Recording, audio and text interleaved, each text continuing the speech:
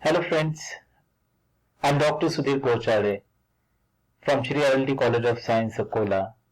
On behalf of Principal Brigade Disaster Management Club of Shri RLT College of Science, Akola, I welcome all the participants who are participating in this 3 days online e-workshop, which is organized by Principal Brigade Disaster Management Club in collaboration with Department of Lifelong Learning and Extension, Sant Gargi Baba, Amravati University, Amravati, and District Disaster Unit, Akola.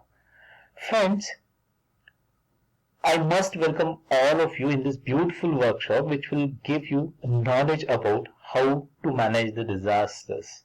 Now, in order to manage the disasters, first of all, we should know our responsibilities and we should know what type of care, first aid or hospital treatment, hospital care, pre-hospital treatment that we have to provide.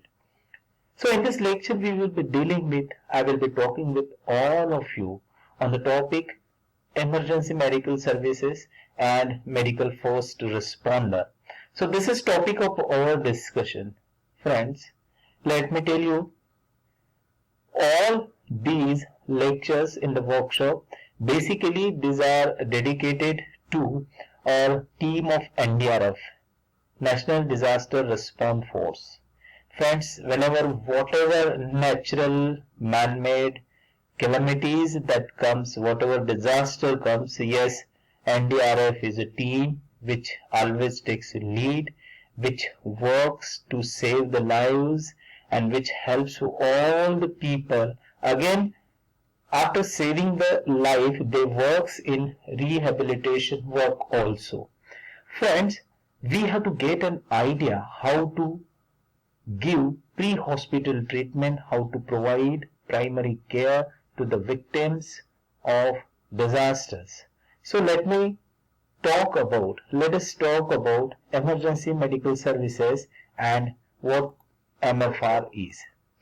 In this topic, here we will be discussing the objectives.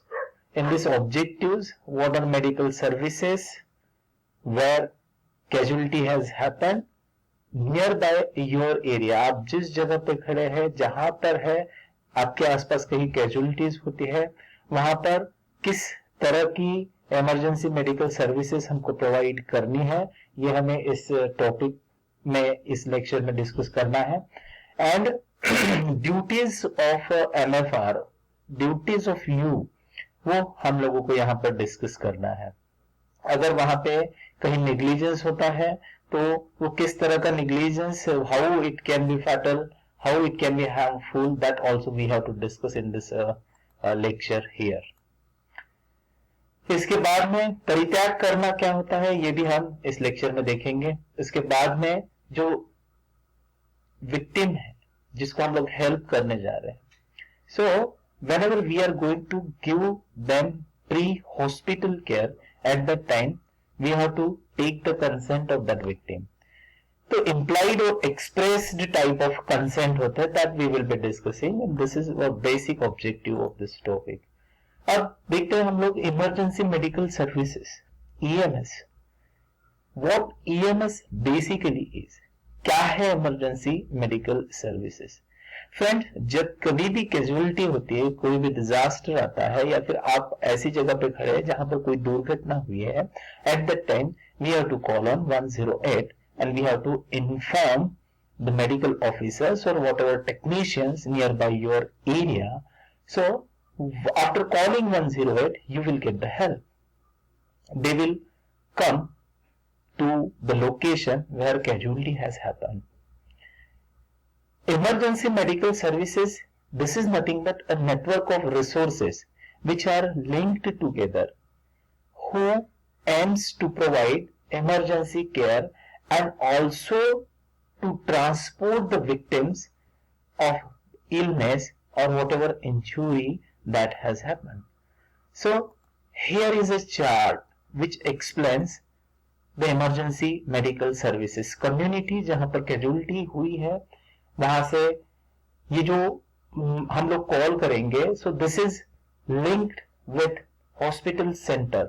But with this hospital center, it is also linked with other department like a police, like fire department, like red cross societies, और कुछ NGOs होंगे जैसे rescue groups होंगे near by areas में, वहां पर linked होते हैं। जैसे ही कॉल आप करते हैं 108 पर, so they will get information over this.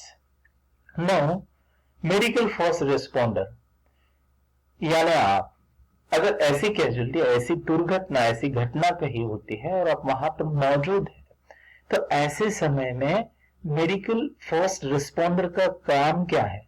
First of all let us know कि कौन है मेडिकल फर्स्ट रिस्पॉन्डर। जहां दुर्घटना हुई उस जगह पर सबसे पहले जो व्यक्ति प्रेजेंट है, वह व्यक्ति जो प्री हॉस्पिटल केयर देने वाला है, जो कि स्किल्ड है, जो कि मेडिकल केयर स्किल जानता है, जिसने कुछ ट्रेनिंग ली है, जैसे कि आप लोग इस वर्कशॉप में लेंगे at emergency medical services level पर, उस व्यक्ति को हम लोग कहते हैं मेडिकल फर्स्ट रिस्पॉन्डर।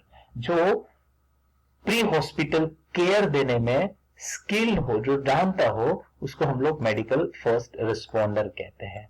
फ्रेंड्स, एक मेडिकल फर्स्ट रिस्पॉन्डर जो कि केयर पहुंचाता है या फिर जो उसको हेल्प करने जा रहा है, उसके कुछ क्वालिटीज हमको यहाँ पर एक्सप्लेन करने हैं, हम लोग डिस्कस करेंगे। यहाँ पर जो भी एमएफआर होगा, ही शुड बी रिस्पॉन्सिबल, उसकी सोशियबिलिटी अच्छी होनी चाहिए, ऑनेस्टी होनी चाहिए, उसका हाइजीन, उसका यूनिफॉर्म, उसका पर्सनल अपीयरेंस वो सोसाइटी में अच्छी तरह से होना चाहिए। क्वालिटीज की बात करते हैं तो सबसे इंपॉर्टेंट क्वालिटी हम लोग यहां पर डिस्कस करेंगे, वो है emotional stability. He should be strong emotionally. अगर इमोशनली वो स्टेबल नहीं होता है तो वो प्री हॉस्पिटल केयर या फिर जो भी केयर है वो ठीक ढंग से प्रोवाइड नहीं कर पाएगा। इसके बाद इसके लिए इमोशनली स्टेबल होना बहुत इसेंशियल है। मानो किसी दुर्घटना होती है और वहां पर बहुत सारा खून या फिर ब्लड दिखते हैं, मेडिकल फर्स्ट रिस्पॉन्डर ऐसी जगह पर जाकर अगर खुद डर जाए, इसका मतलब ये हुआ कि वो स्टेबल नहीं है, और स्टेबल नहीं है तो वो विक्टिम को क्या स्टेबिलिटी देगा। तो इसलिए क्वालिटीज में सबसे इंपॉर्टेंटली हम लोगों को डिस्कस करना है कि उसकी स्टेबिलिटी, इमोशनल स्टेबिलिटी बहुत अच्छी होनी चाहिए। उसका प्रोफेशनल मैन्युअर, जिसको हम लोग आचरण कहते हैं, वो बहुत अच्छा होना चाहिए। अच्छी फिजिकल कंडीशन होनी चाहिए, उसकी डेमोन्स्ट्रेटेड एबिलिटी होनी चाहिए। ये सारे क्वालिटीज है। अब उसकी ड्यूटीज क्या है? देखो, कहीं दुर्घटना होती है या किसी तरह की घटना होती है, वहां पर आप एक एमएफआर है, आप केयर प्रोवाइड कर रहे हैं, तो सबसे पहले आपको अपनी खुद की सेफ्टी देखनी है। उसके बाद में अपने आसपास या अपने साथ छोटे बच्चे या फिर जो भी आपके साथ है उनकी सेफ्टी देखनी है। उसके बाद में पेशेंट की सेफ्टी देखनी है, और जहां घटना होती है वहां पर आसपास इर्द गिर्द रहने वाले लोगों की, बायस्टैंडर्स की हम लोगों को केयर करनी है, उनको भी उतनी अच्छी तरह से प्रोटेक्ट करना है। ये ड्यूटी होती है एमएफआर की। उसके बाद में जिसको हम लोग प्री हॉस्पिटल केयर पहुंचा रहे हैं, केयर दे रहे हैं, ऐसे समय में हमको उसे असेस करना है, हमको देखना है कि एग्जैक्टली उसको कौन सी प्रॉब्लम हुई है which is life threatening, which can be fatal to that victim. ये चीज हमको आइडेंटिफाई करना है, ये सबसे इंपॉर्टेंट ड्यूटी है। इमीडिएटली हम एक एमएफआर है, बट आप ये जानकर रखिए हम डॉक्टर नहीं है, हमें प्री हॉस्पिटल केयर देना है। उसके बाद में उसको हमको इमरजेंसी मेडिकल सर्विसेज को हैंड ओवर करना है। यही हमारी बेसिक ड्यूटी है, और जो असेस करेंगे उसके बेसिस पर हम लोग उनको केयर प्रोवाइड करेंगे। ये बेसिक ड्यूटी है। उसके बाद में जो भी इमरजेंसी मेडिकल सर्विसेज वहां पर आएंगे उनको हमें हेल्प करना है। वहां के जो पर्सनल्स होते हैं, वहां के जो टेक्नीशियंस होते हैं, उनको हेल्प करना है। उसके बाद में जब तक कि इमरजेंसी सर्विसेज वहां पर पहुंचे, हम लोगों को उसका रिकॉर्ड एक अच्छी तरह से रखना है। हम लोग एक लाइजॉन, एक दुआ करके काम करने वाले हैं पब्लिक के सेफ्टी के बीच में, और वर्कर्स के जो भी वर्कर्स है वहां पर हम लोग एक लाइजॉन करके काम करेंगे ठीक है। और उसके बाद में जो भी पेशेंट जब ईएमएस आता है तो उसको हैंड ओवर जब करते हैं तो उसको ठीक ढंग से स्ट्रेचर पर रखना, उसकी पैकेजिंग, उसका मूवमेंट, उसका ट्रांसफर, इसमें हम लोगों को हेल्प करना है। नाउ अबैंडमेंट, यहाँ पर अबैंडमेंट का मतलब होता है त्याग या फिर परित्याग करना। अगर हम लोग जो भी प्री हॉस्पिटल केयर उनको पहुंचा रहे हैं कहीं डिसकंटिन्यू होता है तो ये उस विक्टिम के लिए कहीं थोड़ा सा दर्दनाक हो सकता है, उसके लिए फैटल भी हो सकता है।